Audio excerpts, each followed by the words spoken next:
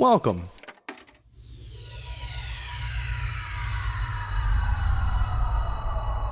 to Arcade Audio. Welcome to Dilettante Ball. I'm Johnny. I'm Spencer. Here on Dilettante Ball, we go on Wikipedia. We click random article. And we talk about it. We do. I watched, I don't think I told you this. What? I watched the new Pee-wee movie on Netflix. The Pee-wee's Big Holiday. Is it good? It was a lot of fun. That's great. If you're in, if you buy into Pee-wee in the first place. Yeah, it's not breaking any ground, but it's just a really fun romp. I feel like Pee-wee is fun as hell. It is. And I started watching Pee-wee's Big Adventure right after because I was like, let's check it back in. I'm only like 10, 15 minutes in. It's so good. That's great. Because that's all it is. It's just fun.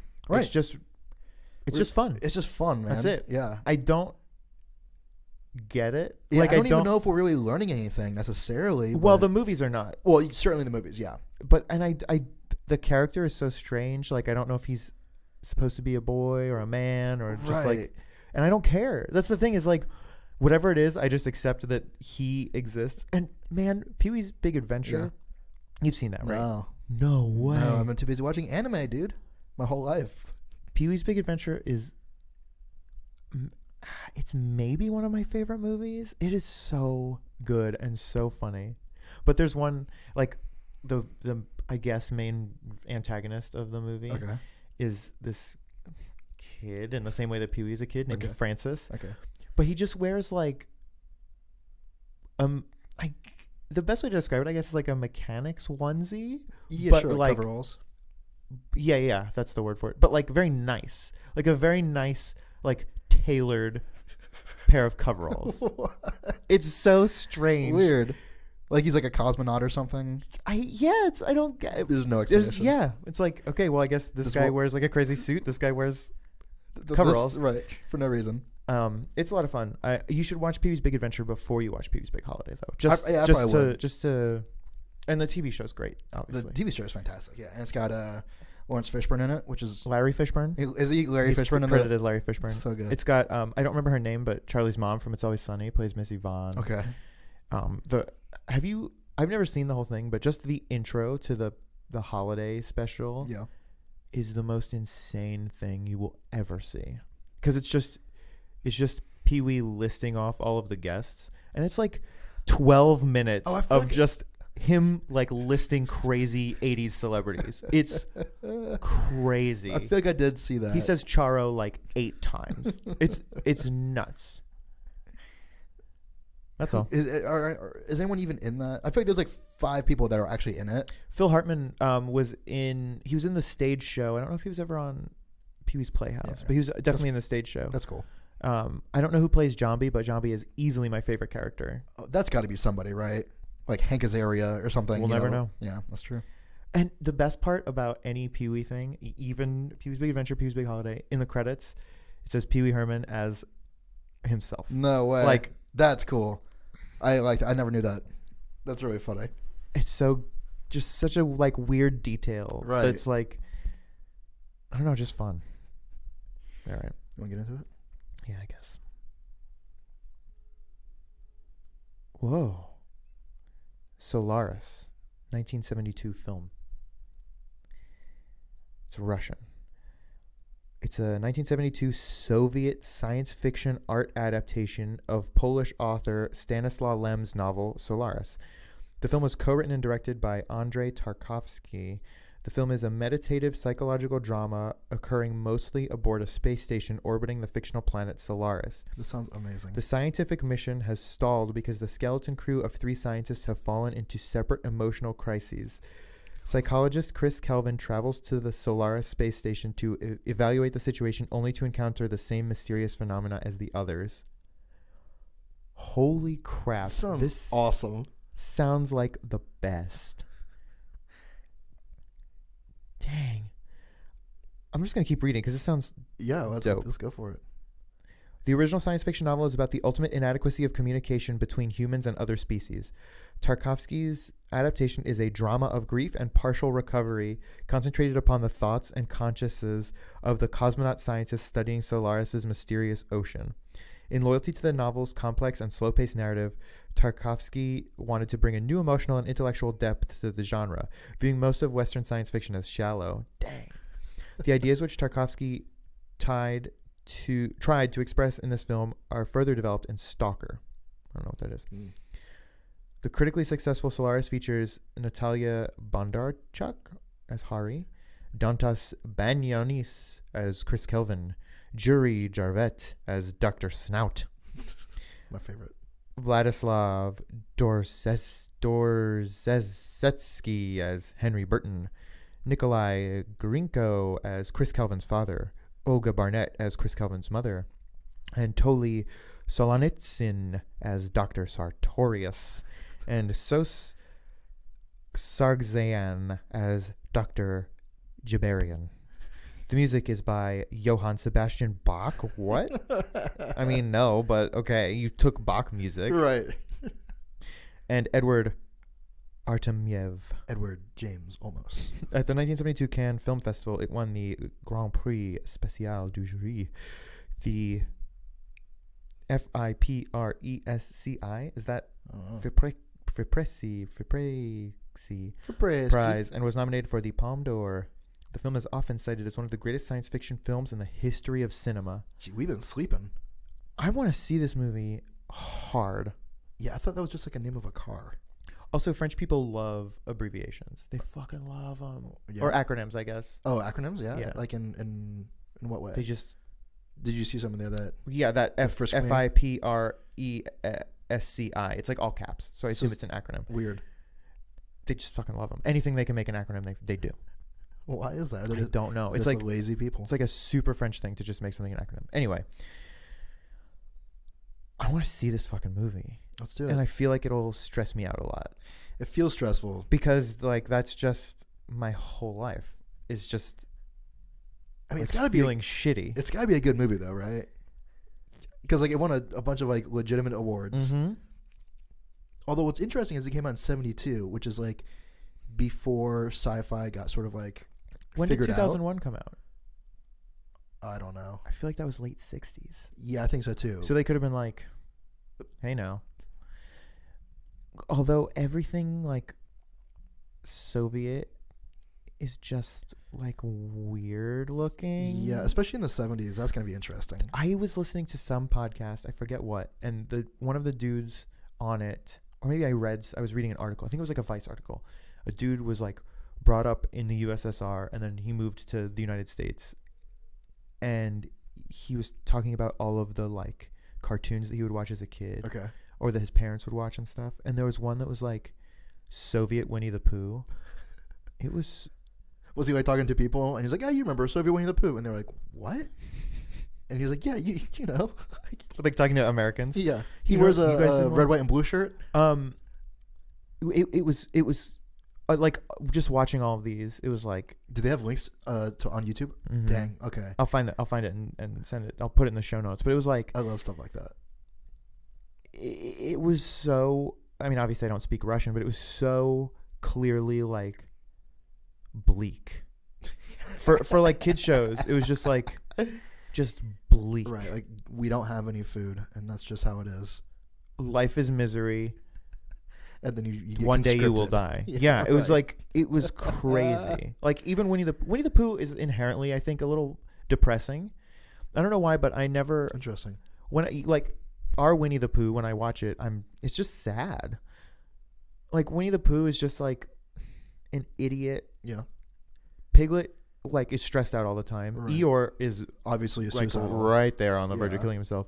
Like, everyone just is, like, really neurotic. Oh, that's interesting. I never thought about that. The rabbit, is that rabbit's Yeah, I think name? he's like I feel like he's just really, like, on edge all the time. Yeah. Not in the same way that, not like nervous, but just like Piglet is skittish and the rabbit's just like anxious. Yeah, so each person is like exhibiting their own. Yeah, but also it's all like And Tigger is manic. The like delusions of a child. Right. Yeah, each character represents Like a different part of him. What's his name? Christopher Robin. That's interesting. And I feel like all of the stories are bleak. Like one, like Winnie the Pooh's greed for wanting honey gets him like stuck in a tree, and he just can't get out. And like he's just constantly like in this futile struggle to get honey. He's like he just keeps consuming, and he can't ever like satiate himself. And Christopher Robin is just like enabling him. Tut tut, looks like rain. And then we die. Capitalism. No, thank you. I'll pass. Winnie the Pooh, I don't know. It just always felt sad. And everyone, I don't think you're wrong. Everyone, just the way everyone speaks, even it just feels like somber. Except for Tigger, who's like insane, obviously. So I like somber stuff. I like that. I like it, but I feel like Winnie the Pooh specifically, it doesn't. There's a disconnect, and it's not presented as something that's somber, and I don't like that. I like somber stuff, but I want to. So I like don't sugarcoat it. I like the weirdly insidious somberness of Winnie the Pooh. I like stuff that's actually for kids that is actually sad, like not fake kid stuff like Edward Gorey.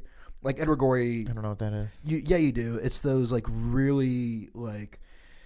It's like the alphabet book, but it's all in black and white with these illustrations that are like, A is for Abigail, who killed herself today. Like, Jesus Christ. It's like obviously not for kids. Or like The Melancholy Death of Oyster Boy. What is that? It's that Tim Burton book. Oh, I'm not familiar, but I'm sure it's very similar to this. Some of them are like kind of funny. I guess thinking back on it, it's like a bunch of short stories.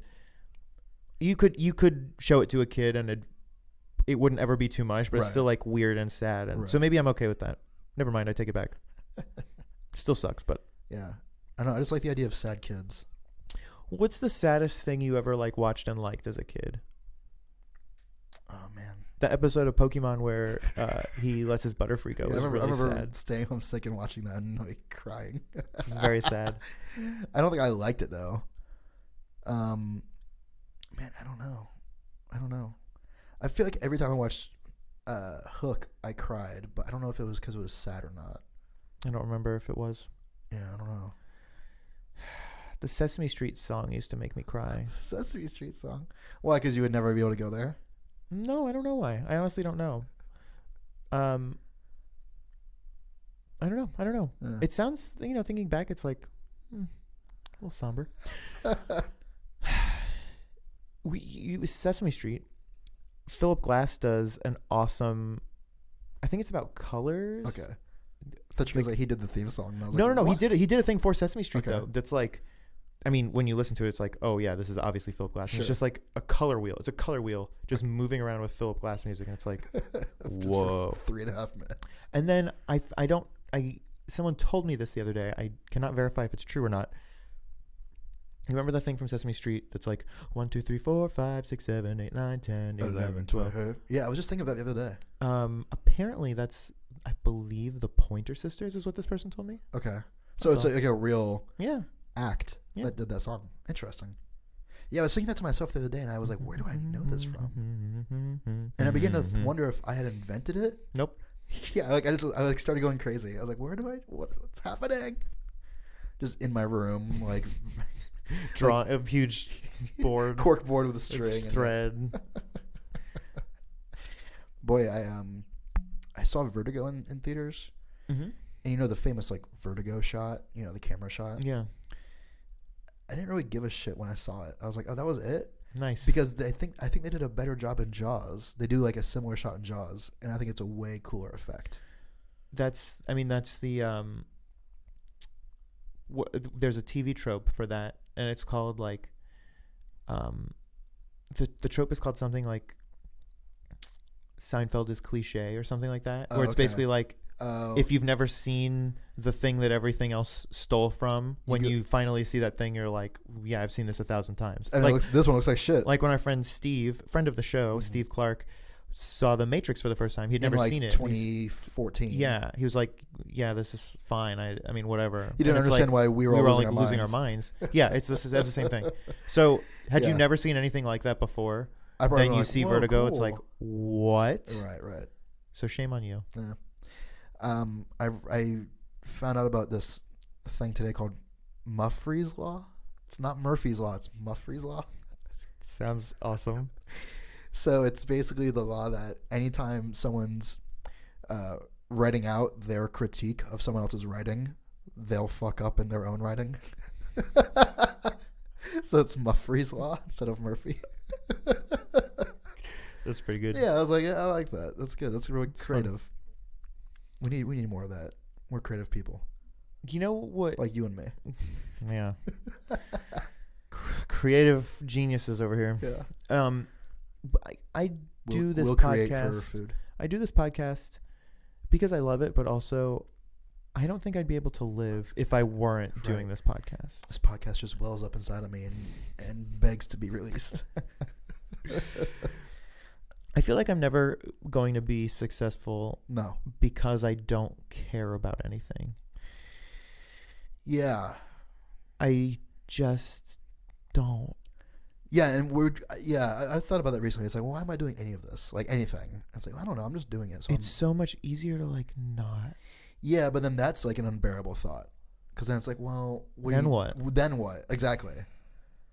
At least this is like a good way to occupy your time until... I wish that there was like a medium between spending all of my time occupying my time and spending none of my time occupying my time. Right. Yeah, I was thinking about the other day, I was like, oh, what happens when I'm like 45 or 50? Yeah, am I still going to do this? Like, what am I... Yeah. Like, am I... Because, like, I don't have... Like, right now I'm working as, like, an office manager or whatever. Essentially, I'm, like, a receptionist or, you know... Like, sure. It's like, am I going to be doing that when I'm, like, 45? Like, what's my plan there? Because I don't have any schooling, you know? Yeah. So... I don't know. I mean, I think the same thing every day. Like, what the fuck am I doing? Yeah, and then it's like, well, nothing I to be guess. done about it, I guess. I guess we're just going to keep doing what I'm doing.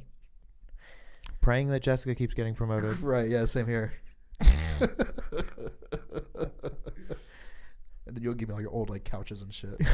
Like, this is the best.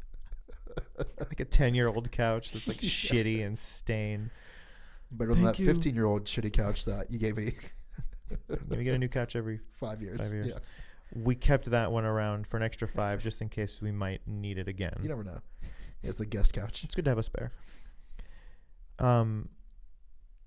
What's the saddest? Most music makes me sad now too. Especially listening to... All I do now is listen to like 90s alternative. Right. And it just makes me want to cry. I have this weird thing that I don't remember ever having happen to me until like the last year, where if I'm watching Netflix, or like let's say it's Friday night, okay. So obviously I'm at home, and I'm like, oh, I'm gonna order some Chinese food or pizza or whatever. I'm gonna order in some food. And I'm gonna sit here, I'm gonna watch a movie, or I'm gonna watch whatever. I start the movie, I'm watching it. Everything's all hunky dory, just a normal movie. The food gets there, I start eating the food. And for some reason, the combination of eating the food and watching the movie makes me feel really emotional, and I'll really relate to the character on the TV or something. You know what I mean? Like I'll be like, yeah. I'll just be like, oh my god, I'm so happy right now, or like I'm so whatever right now, and I'm like, what weird chemicals in my brain, interesting, are interacting that's making this happen? I don't know. And I thought it was just like a weird me thing, but then I went out to a fairly nice restaurant with my friends, Taylor Edwards. Oh yeah, friend of the show. How's he? He's doing great. And okay, cool. We ordered our food, and when he got there, he was like a little late. And then the food got there, and he was like, "Oh damn it, I knew this was gonna happen." And I was like, "What?" And he's like, "I ate like a bunch of mushrooms before I got here, and now when I'm eating this food, it's making me cry because it's so beautiful." And I was like, you know what? I can relate, I think. So for him, it's eating a bunch of mushrooms. For you, it's like just watching a movie and eating Chinese shitty pizza. Yeah. The other day, I was just like, I just want to like feel sad, or I was like feeling sad. And I just wanted to like lean in. I know what you mean. So I just listened to the Smashing Pumpkins cover of Landslide. Oh, that's awesome! Like 4 times in a row, and I was like, yeah, I know that feeling for sure. I don't know. I don't know. Do you know the Mazzy Star song "Looking Down from the Bridge"? I want to say, "Looking Down from the Road." I think it's a bridge. They play it in a Rick and Morty episode at the end of the episode, and it's just like a really really sad song, and it's like it's exactly that kind of thing where it's like, yeah, I just want to feel like shit. I'm gonna listen to this song. Or like pretty much any Third Eye Blind song I'll listen to and just be like, Yo, but that's not even like sad necessarily. But for some reason, it makes you feel sad. Well, I think it's just because it's like I remember being like 8 and hearing this on the radio, right? And now I'm gonna die. Yeah. For real though, Landslide is a good song. I only like the Dixie Chicks version. Right, exactly. You took the words right out of my mouth. You only like the Fleetwood Mac version? No. Smashing Pumpkins? Thank you. I got there. Yeah. No, I mean, they're all fine. Every version's fine. It's obviously a good song. But do you think you like the Smashing Pumpkins one the best because that's the first one you heard? Yes, I do think that. Yep, me too. Yeah. And it's just so weird. So, like, going back and listening to the real one, it's like, well, who cares? What's the point of listening to this? Her voice doesn't sound all shitty. Yeah, exactly, though. Yeah, I don't know. I don't know. There's like a weirdness to Billy Corgan that you can like kind of like relate to in a weird way. Yeah. And like all those like weird asses from like everywhere. Right? Yeah, this guy's so weird. Yeah, I relate to this guy. Like I don't relate to this normal human. Because you're just like so full of yourself and your own. That's why Tim Burton has a career. Right, exactly. God, so lame. I'm weird and random too. Right, yeah. Cheese. So stupid, I hate it. This is our last episode. Time makes you older, even children get older, and I'm getting older too. Well, I've been afraid of changing, 'cause I build my life around you. Smell you later. Every Sunday in Catholic Church is like a British trial. Right. Like, it's that crazy. Right, exactly. That's awesome. It's like, why are we still doing this? But it's awesome. Thank you for playing Arcade Audio. Play more at arcadeaudio.net.